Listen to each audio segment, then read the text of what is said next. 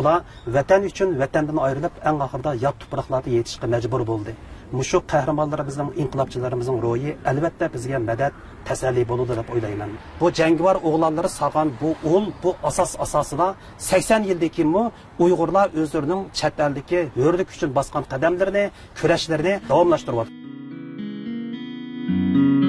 Tinch okeandagi Orol davlati Yaponiyada qachondan boshlab Uyg'urlarning oyoq izlari ko'rilishga boshlagan.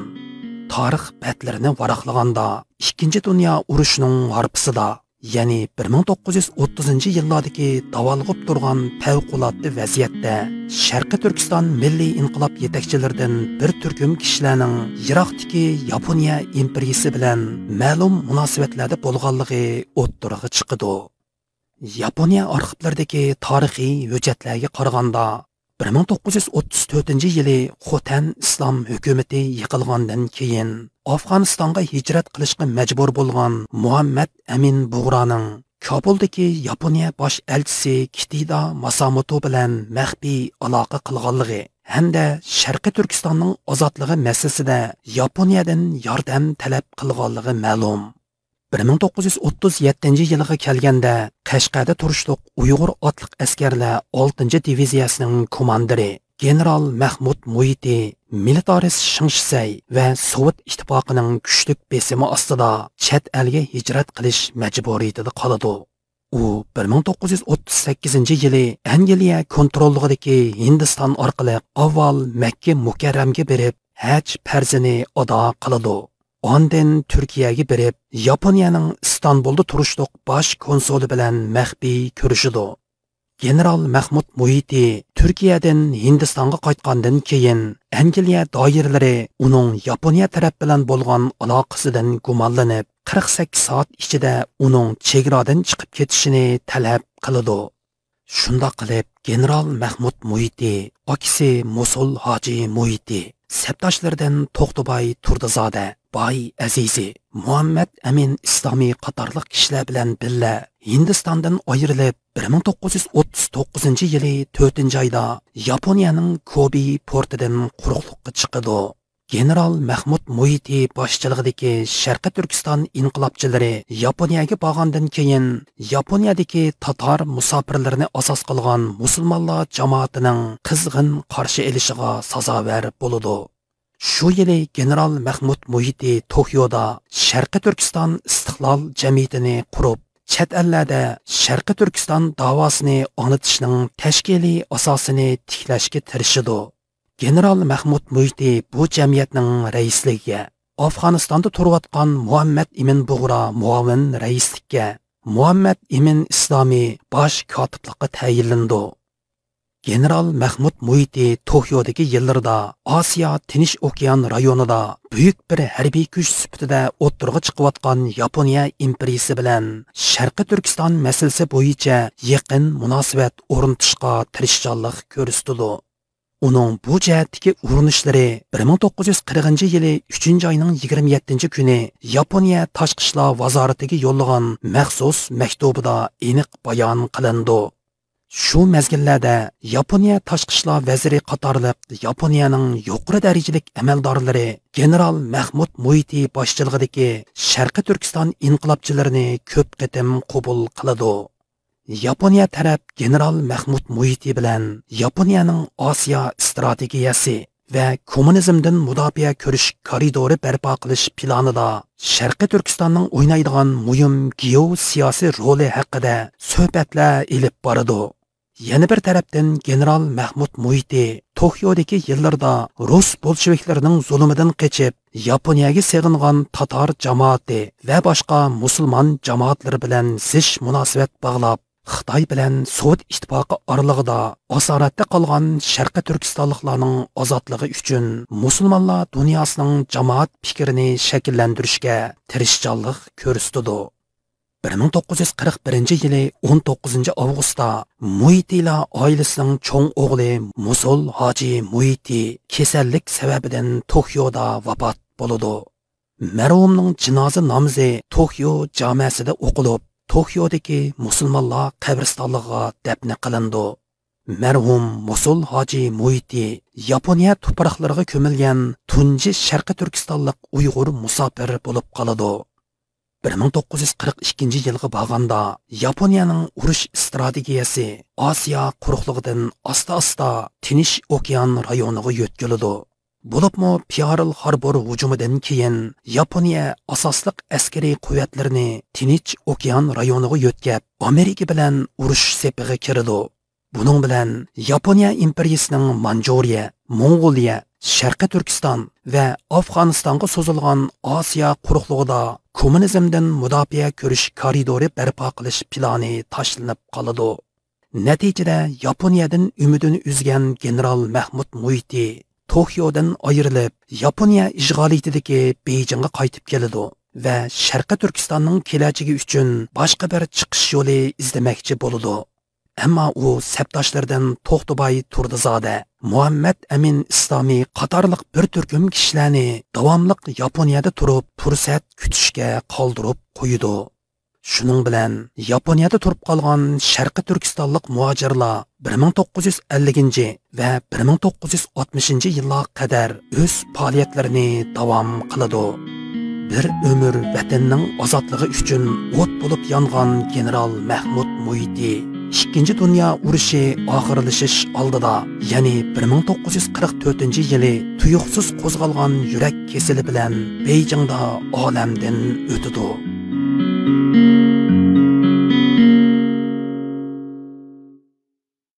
Hurmatli ko'rmanlar, biz hozir Yaponiyaning Tokio shahrida.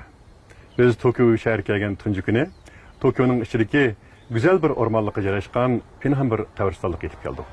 Bu qabristonlikda Uyg'urlarning 30-yillardagi hurlik kurashlarida bedel to'lagan jini va mollarini sarf qilgan bir oilaning a'zosi yotgan bu qabristonlikda shu oilaga tava bo'lgan mashhur bir zot bu yerda ko'milgan. Bu zotning ismi va kimligi haqida shu sohada yaxshi tadqiqotlarni olib borgan Asas Sulaymon afandi bilan birlikda turibmiz. Bu zotningki kimligi va to'lagan badallari va u oilaning qisqacha tarixi haqida Asas Sulaymonninki o'zining baholarini anglab o'tamiz. Bu qabristonda yotgan Mosul Muhiti ekanligini bilib o'tamiz. Siz oldi bilan mushu shaxs tava bo'lgan Muhitilar oilasi haqida ma'lum bir tushunchlarni berib o'tgan bo'lsangiz. Bu oila qanday oila? Rahmat. Muhitilar jamiyati 19-asrning oxiridan 20-asrning boshlarigacha bo'lgan jarayonda Sharqi Turkistonning mushu Turpan rayonidan chiqqan, xuddi bizning Musobaylar jamiyatiga o'xshash eng iqtisodiy jihatdan ko'tarilgan, ta'sir doirasi cho'ng jamiyatlarning biri. Hamda Muhitilar jamiyatining oilasidan 4 nafar muhim bir shaxs yetilib chiqqan. Ularning eng cho'ngi Mosul Muhiti, undan keyin Maqsud Muhiti, undan keyin Mahmud Muhiti, yana general Mahmud Muhiti, eng kichik o'g'il Gosul Muhiti. Rahmat sizga. Unda bu Mosul Muhiti qanday qilib Yaponiyaga kelib qoldi? Mushaqir azroq bir tushuncha berib o'tgan bo'lsangiz. Albatta, boy deganimizdek 20-asrning 30-yiliga kelganda vatanda, ya'ni Sharqi Turkiston milliy inqilobi bo'lib o'tdi. Bu inqilobning beshida Xo'janiyaz Hoji bilan bu Muhitilar jamiyatidan chiqqan Maqsud Muhiti boshchilik qildi shu Qumul Turpan taraflaridagi inqiloblarga. Keyin Maqsud Muhiti Turpanning Lükchun degan joyidagi shu urushda qurbon bo'ladi. Qurbon bo'lgandan keyin Maqsud Muhitining inisi Mahmud Muhiti mushu qo'zg'olonchilarning rahbari sargardi sifatida tunlib 1934-yilga kelganda bu inqilob mag'lub bo'lgan bo'ldi. Ammo bu inqilobning natijasida Mahmud Muhitining boshchiligida mushu Uyg'ur askarlar 6-diviziya bo'lib uyushib Qashqarda turishliq Uyg'ur otliq askarlar 6-diviziyasi tashkillandi. Mahmud Muhiti generallik sifati bilan mushu 6-diviziyaning komandiri bo'ldi, toki 37-yilgacha Qashqarda turdi. Ammo 37-yilga kelgan vaqtda militarist Shingsayning shundoqlar Sovet ittifoqining besim bilan Qashqarda turish mumkinchiligi qolmaganligi uchun general Mahmud Muhiti vatan uchun vatandan ayrilishga majbur bo'ldi. Dastlabda Hindistonga bordi, undan keyin hajga berib musulmonlar dunyosiga bordi, Turkiyaga bordi. Eng oxirida shu vaqtda Osiyoda bu Yaponiyaning Buyuk Osiyo strategiyasi o'ttirib chiqib, Xitoyga askar ko'rgizdi. Orqadan ishki Mo'ng'ol bizning Sharqiy Turkiston taraflarda bu yerdagi milliy inqiloblarni qo'llash bu strategiyasi o'ttirib chiqdi. Buning bilan Hindiston turayotgan general Mahmud Muiti 39-yili aksi Mosul Muiti bilan birga Yaponiyaga kelib, Yaponiyada Sharqiy Turkiston istiqlol jamiyatini qurdi va bu yerda hurlik uchun Uyg'urlarning chet eldagi davosini boshlaydi. Afsuski 1941-yilga kelganda Mosul Hajim, ya'ni Muitilar jamiyatining eng chong o'g'li bo'lgan Mosul Muiti Tokioda kasal sababidan vafot bo'ldi. Mana ko'ryapmiz, Mosul Hajim Muitining qabrisi shu Tokiodagi bu qabrda. Yani bu yer qaraydigan bo'lsak, Sharqiy Turkiston Turpan qishlog'idan bo'lib deb yozilgan. Demak, buning bu qabr teshig'imi Sharqiy Turkiston deb yozilgan ekan. Bu adamning diqqatini bekçilik qilgan bir so'zlar ekan bu. Bularning shunchalik yiroq yo'llarni yiroq ko'rmay, dengiz atlab, qita atlab, mushdaq bir yot yurtlarda, hatto o'zlarining tillaridan hech qanday birlik kelmaydigan, din jihatdan o'xshamaydigan bir yurtlarda mushdaq bir icraat qilishi, bu yerda yo'l izdishi, buningdan biz nimalarni ko'rib olamiz? Albatta, hamda 20-asrdagi Uyg'urlarning shu siyosiy tarixida Maqsud Muiti, Mahmud Muiti qatorliq bizning bir davr inqilobchilarimizning bir shonliq tarixi qolib qoldi. Mana ko'ryapmiz, Mosul Muitining qabrisi mush Tokioda qolib qoldi. Bular vatan uchun vatandan ayrilib, eng oxirida yot tuproqlarda yetishga majbur bo'ldi. Demak, buning o'zi Uyg'urlarning tarixdan buyanqi hurlik uchun to'lagan badallari uzluksiz bo'ldi, kurashdan hargiz voz kechmadi, nurg'unlarning qabrlari yot tuproqlarda qoldi. Buning o'zi bugungi kunda bizning vatandagi necha million odam lagerda yetayotgan, hurlik uchun badal to'layotgan shunday sharoitda mushu qahramonlarimizning, inqilobchilarimizning ro'yi albatta bizga madad, tasalli bo'ladi deb o'ylayman. Demak, Abdurahmon Kuri o'zining iznamli she'r yozgandek, qoldi nini arslanlar dash cho'llarda qabrsiz. Demak, mayli qanday yo'ldagi badal bo'lsin, badal sizningcha bekor ketmaydigandek to'ylamsiz, qanday to'yildi? Shundoq, albatta shundoq. Bu Tokiodagi eng chong qadimiy qabristonliklarning biri. Bu qabristonliklarda o'z davrida shu Rossiyadagi Tatariston, ya'ni Tatar qarindoshlar ichidan kelgan nurg'un mujohidlarning qabrlari mush qabristonlikda yetyotdi. Uningdan boshqa Osmonli sultonligi va keyingi Turkiyadan kelgan turk qarindoshlarning qabrisi bor ekan. Shularning ichida 20-asrning 30-40 yillarda hurlik, erkinlik uchun kurashgan Muitilar jamiyatiniki jangovar o'g'lonlardan biri bo'lgan Muit Hoji Mosul Hojining qabrisimi bu qabristonlikda turibdi. Hamda Muitilar jamiyati 20-asrdagi mushu Uyg'urlarning erkinlik yo'lida o'zining hayotini berishdigan muhim bir jamiyatlarningki birisi.